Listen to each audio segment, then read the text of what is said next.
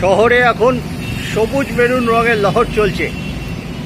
প্রায় প্রতিটি শনি রবিবার কোথাও না কোথাও চলছে সেলিব্রেশন, মিড উইকেও চলছে।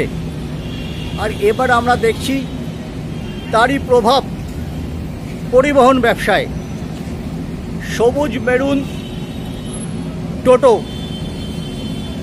এই টোটো আপনি দেখতে পাবেন জিএসটি রুবি সংলগ্ন অঞ্চলে।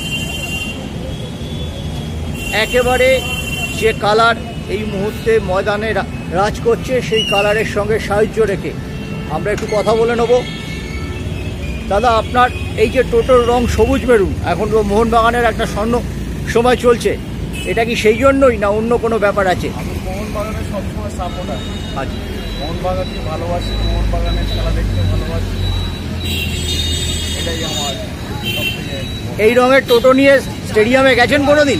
না, এখানে তো পারমিশন দেয় না, তারা তো চলে যেতাম খেলা দেখতে।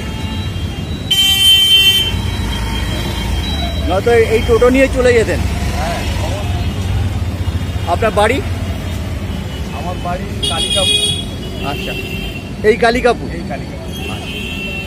আর আপনার নামটা যদি একটু বলেন। আমার নাম স্বপন।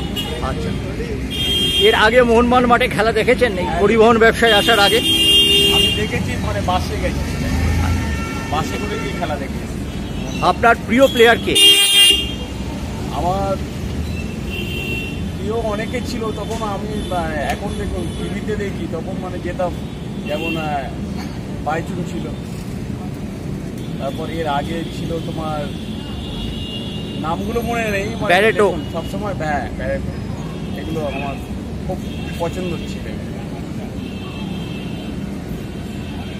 অনেক ধন্যবাদ।